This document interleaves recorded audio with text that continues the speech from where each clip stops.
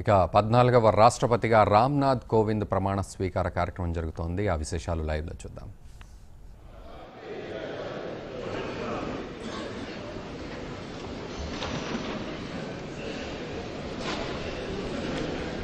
मान्यवर, आदेश हो तो निर्वाचन आयोग से प्राप्त निर्वाचित राष्ट्रपति की घोषणा को पढ़ा जाए। यथा भारत के संविधान के अनुच्छेद 324 द्वारा भारत के राष्ट्रपति के पद के निर्वाचन का अधीक्षण, निर्देशन और नियंत्रण भारत निर्वाचन आयोग में निहित है और यतः श्री प्रणब मुखर्जी की पदावधि की समाप्ति वर्ष 2017 के जुलाई मास के 24वें दिन तदनुसार शक संवत 1939 के श्रावण मास के दूसरे दिन होनी है और यतः भारत के राष्ट्रपति के पद को भरने के लिए संविधान तथा राष्ट्रीय और उपराष्ट्रपति निर्वाचन अधिनियम 1952 के प्रावधानों और तदाधीन बनाए गए नियमों और आदेशों के उपबंधों के अनुसार करा लिया गया है तथा इसका परिणाम घोषित कर दिया गया है। अतः अब भारत निर्वाचन आयोग ये प्रमाणित करता है कि वर्ष 2017 के जुलाई मास में के 20वें दिन तदनुसार शक संवत 1939 के आषाढ़ मास में के 29वें दिन को श्री रामनाथ जी कोविंद भारत के राष्ट्रपति पद के लिए विधिवत रूप से निर्वाचित हो गए हैं।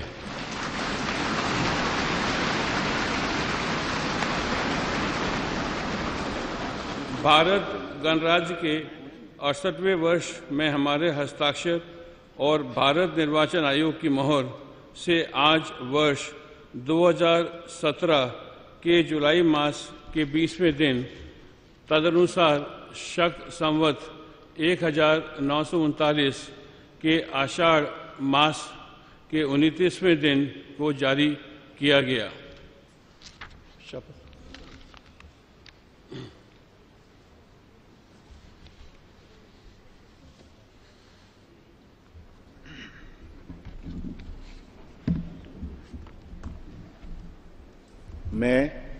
मैं ईश्वर की शपथ लेता हूं कि रामनाथ कोविंद ईश्वर की शपथ लेता हूं कि मैं श्रद्धापूर्वक भारत के राष्ट्रपति के पद का कार्यपालन करूंगा तथा अपनी पूरी योग्यता से संविधान और विधि का संरक्षण और प्रतिरक्षण करूंगा और मैं भारत की जनता की सेवा और कल्याण में निरत रहूंगा।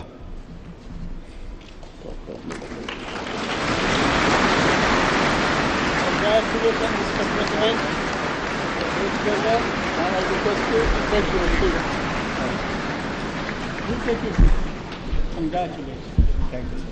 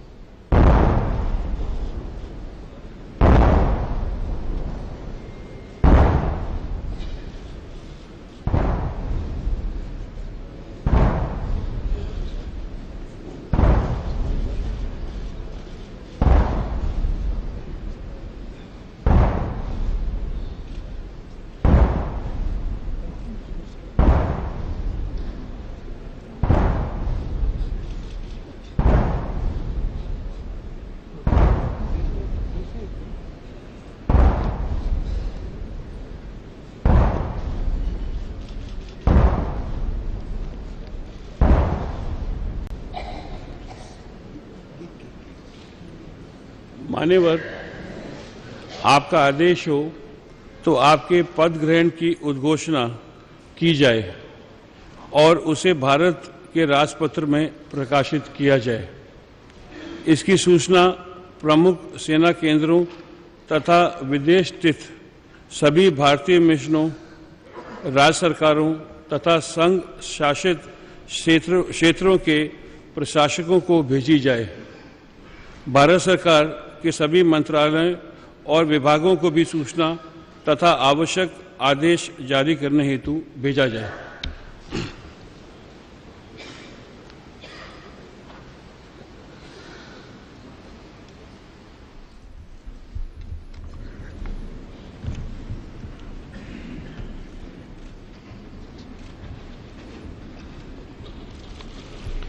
आदरणीय श्री प्रणब मुखर्जी जी, श्री हामिद अंसारी जी, श्री नरेंद्र मोदी जी, श्रीमती सुमित्रा महाजन जी, न्यायमूर्ति श्री जे.एस. खेहर जी, एक्सेलेंसीज, संसद के सम्मानित सदस्यगण, देवियों, सज्जनों और मेरे देशवासियों, मुझे भारत के राष्ट्रपति पद का दायित्व सौंपने के लिए मैं आप सभी का हृदय से आभार व्यक्त करता हूं।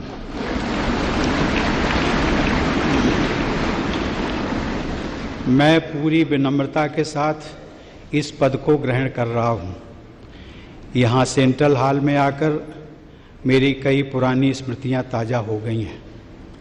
मैं संसद का सदस्य रहा हूं और इसी सेंट्रल हॉल में मैंने आप में से कई लोगों के साथ विचार विनिमय किया है। कई बार हम सहमत होते थे, कई बार असहमत, लेकिन इसके बावजूद हम सभी ने एक दूसरे के विचारों का सम्मान करना सीखा। यही लोकतंत्र की खूबसूरती है। मैं एक छोटे से गांव में मिट्टी के घर में पला बढ़ा हूं। मेरी यात्रा बहुत लंबी रही है, लेकिन ये यात्रा अकेले सिर्फ मेरी नहीं रही है। हमारे देश और हमारे समाज की भी यही गाथा रही है। हर चुनौती के बावजूद हमारे देश में संविधान की प्रस्तावना में उल्लिखित न्याय, स्वतंत्रता, समानता और बंधुत्व के मूल मंत्र का पालन किया जाता है और मैं इस मूल मंत्र का सदैव पालन करता रहूँगा। मैं इस महान राष्ट्र के 125 करोड़ नागरिकों को नमन करता हूँ और उन्होंने मुझ पर जो विश्वास जताया है उस पर खरा उतरने का मैं वचन देता हूँ। मुझे इस बात का पूरा एहसास है कि मैं doctor Rajendra Prasad, doctor Sarvepalli Radhakrishnan, doctor APJ Abdul Kalam और मेरे पूर्ववर्ती श्री प्रणब मुखर्जी, जिन्हें हम स्नेह से प्रणब दा कहते हैं, जैसी विभूतियों के पद चिन्हों पर चलने जा रहा हूं।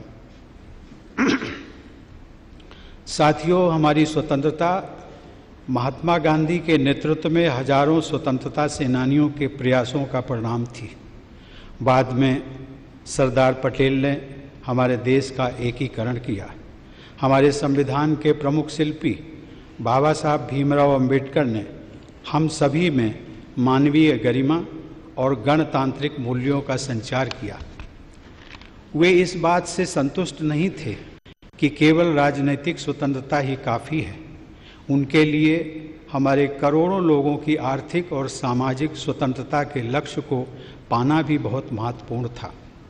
अब स्वतंत्रता मिले 70 वर्ष पूरे होने जा रहे हैं। हम 21वीं सदी के दूसरे दशक में हैं। वो सदी जिसके बारे में हम सभी को भरोसा है कि ये भारत की सदी होगी। भारत की उपलब्धियां ही इस सदी की दिशा और स्वरूप तय करेंगी। हमें एक ऐसे भारत का निर्माण करना है जो आर्थिक नेतृत्व देने के साथ ही नैतिक आदर्श भी प्रस्तुत करे। हमारे लिए ये दोनों मापदंड कभी अलग नहीं हो सकते। ये दोनों जुड़े हुए हैं और इन्हें हमेशा जुड़े ही रहना होगा।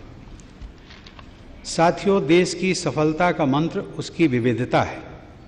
विविधता ही हमारा वो आधार है जो हमें अद्वितीय बनाता है। इस देश में हमें राज्यों और क्षेत्रों, पंथों, भाषाओं, संस्कृतियों, जीवन शैलियों जैसी कई बातों का सम्मिश्रण देखने को मिलता है। हम बहुत अलग हैं, लेकिन फिर भी एक हैं और एकजुट हैं। 21वीं सदी का भारत ऐसा भारत होगा जो हमारे पुरातन मूल्यों के अनुरूप होने के साथ चौथी औद्योगिक क्रांति को भी विस्तार देगा। इसमें न कोई विरोधाभास है और न ही किसी तरह के विकल्प का प्रश्न उठता है। हमें अपनी परंपरा और प्रौद्योगिकी, प्राचीन भारत के ज्ञान और समकालीन भारत के विज्ञान को साथ लेकर चलना है। एक तरफ जहां ग्राम पंचायत स्तर पर सामुदायिक भावना से विचार विमर्श करके समस्याओं का निस्तारण होगा, वहीं दूसरी तरफ डिजिटल राष्ट्र हमें विकास की नई ऊंचाइयों पर पहुंचने में सहायता करेगा। ये हमारे राष्ट्रीय प्रयासों के दो महत्वपूर्ण स्तंभ हैं।